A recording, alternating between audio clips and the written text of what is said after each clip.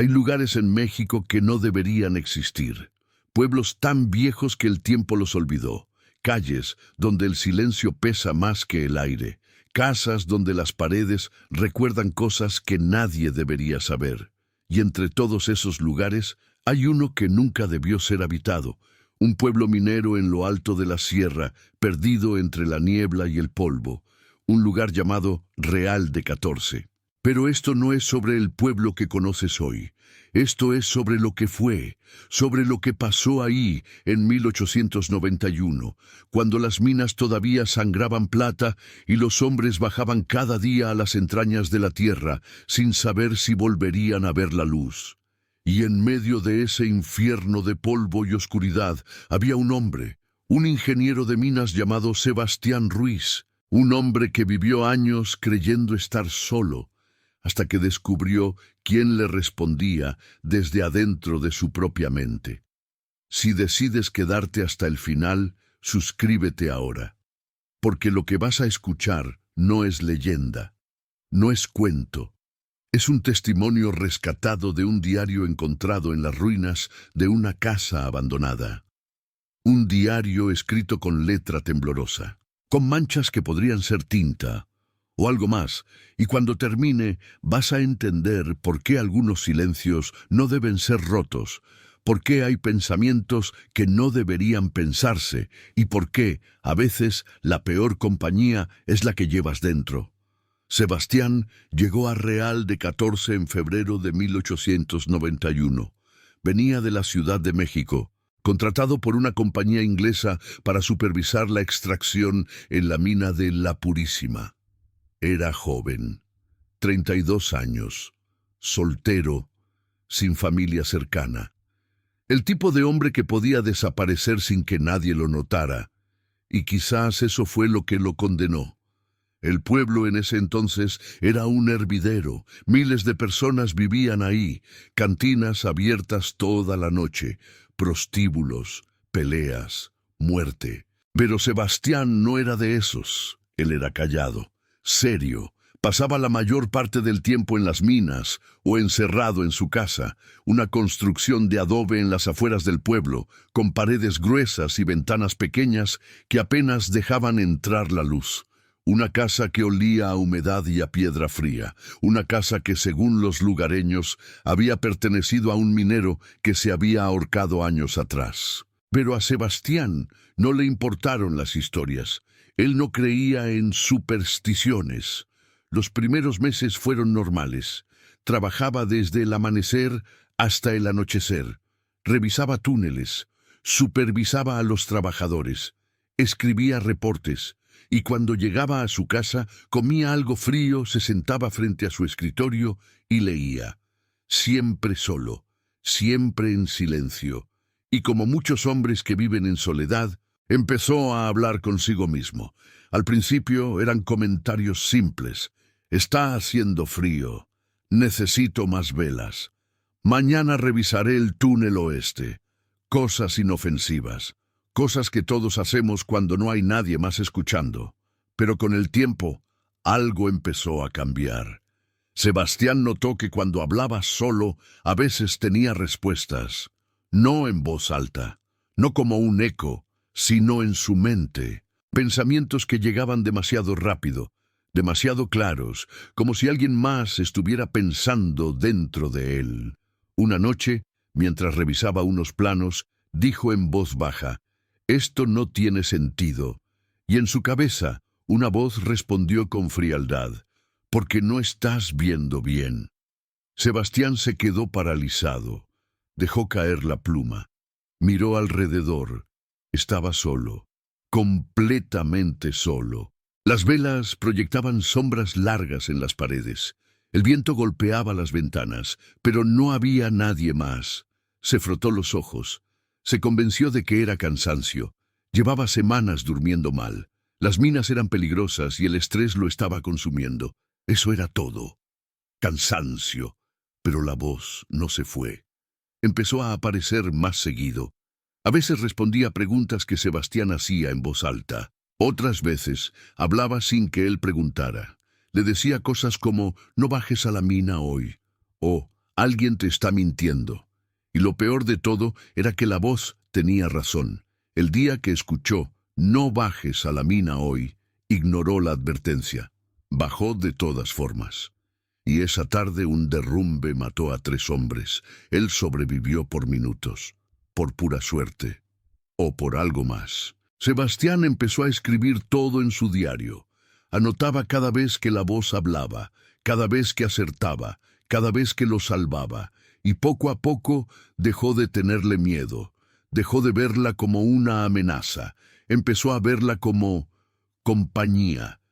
Porque en ese pueblo de miles de personas, Sebastián estaba más solo que nunca. No tenía amigos, no tenía familia, solo tenía su trabajo, y ahora tenía esa voz, esa presencia invisible que parecía entenderlo mejor que nadie. Escucha esto con atención, porque aquí es donde todo empieza a romperse, cuando dejamos de tener miedo, cuando empezamos a confiar en algo que no deberíamos. Ahí es cuando lo perdemos todo.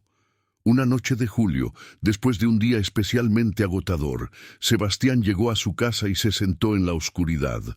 No prendió las velas, no comió, solo se quedó ahí en silencio, mirando las sombras moverse en la pared. Y entonces, por primera vez, habló directamente a la voz. Dijo en voz alta, «¿Quién eres?». Y la voz, que hasta entonces solo había respondido preguntas prácticas, dijo algo que lo heló hasta los huesos. «Soy quien siempre estuvo aquí. Tú eres el que llegó después». Sebastián sintió que el aire se volvía pesado, como si las paredes se cerraran, como si algo en la casa despertara. Se levantó de un salto, prendió todas las velas que tenía, revisó cada rincón. Nada, estaba solo, pero ya no se sentía solo.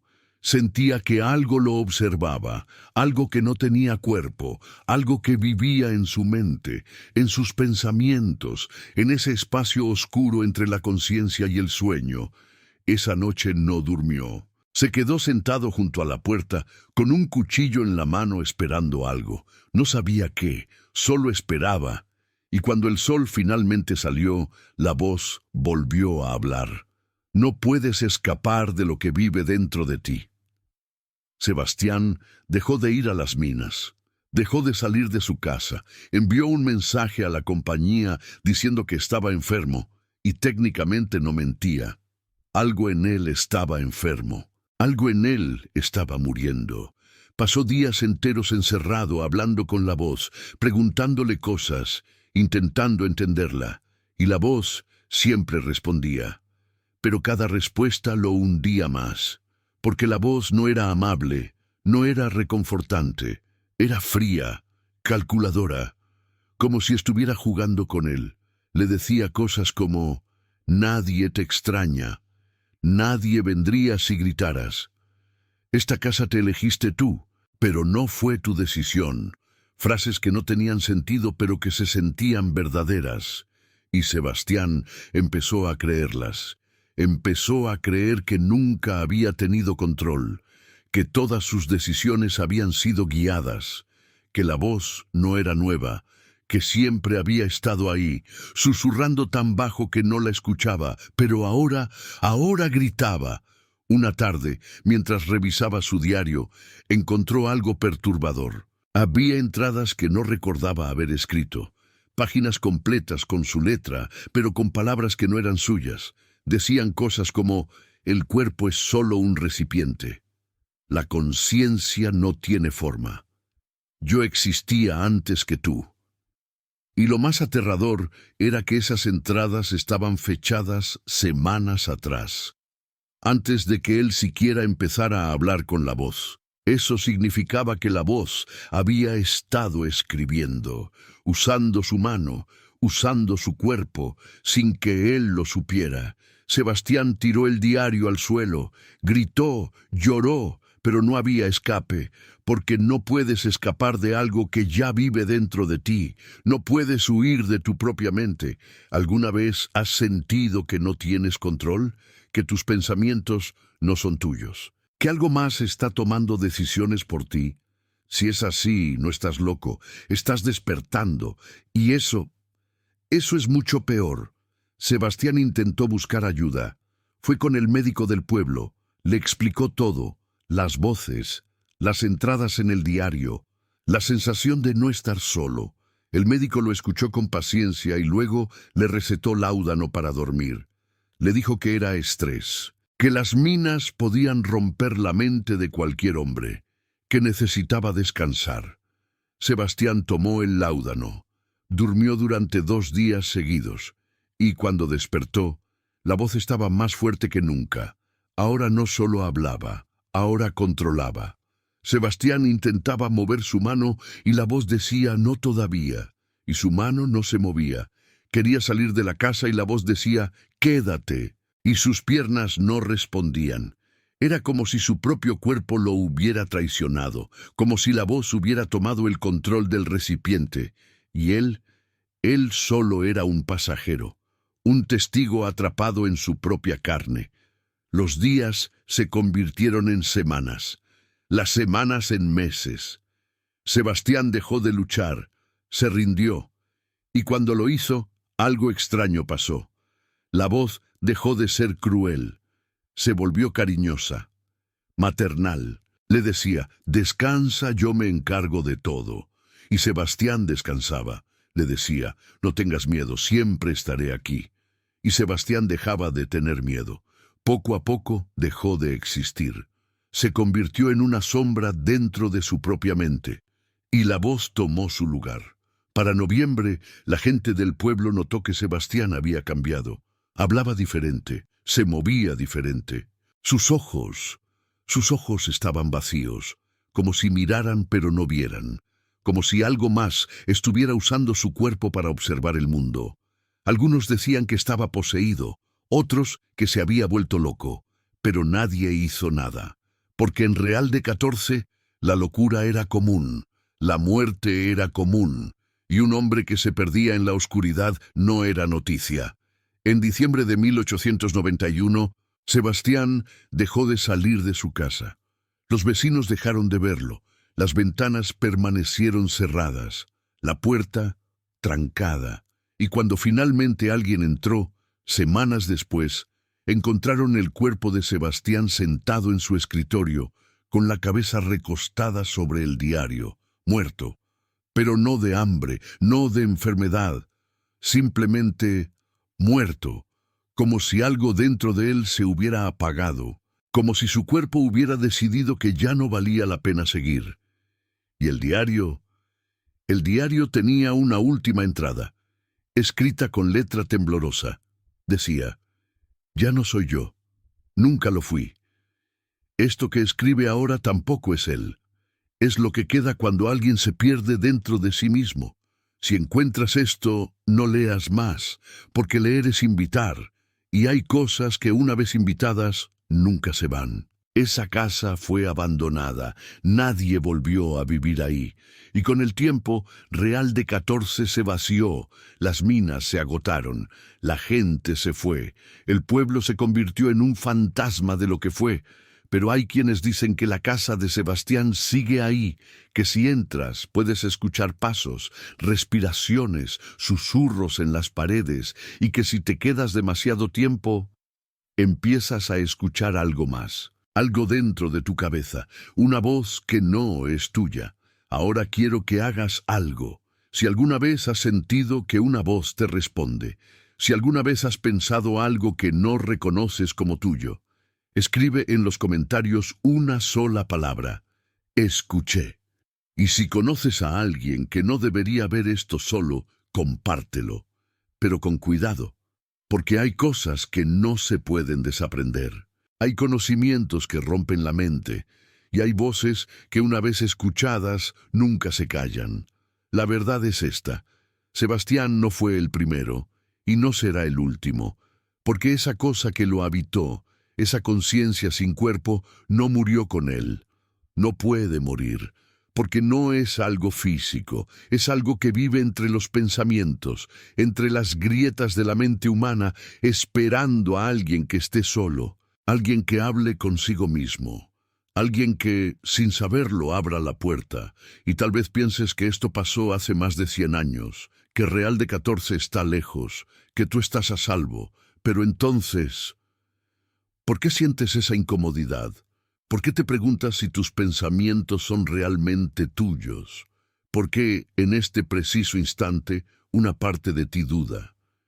Hace unos años, un historiador visitó las ruinas de la casa de Sebastián, encontró el diario bajo los escombros, lo llevó a su hotel, lo leyó esa noche y al día siguiente dejó el pueblo sin dar explicaciones.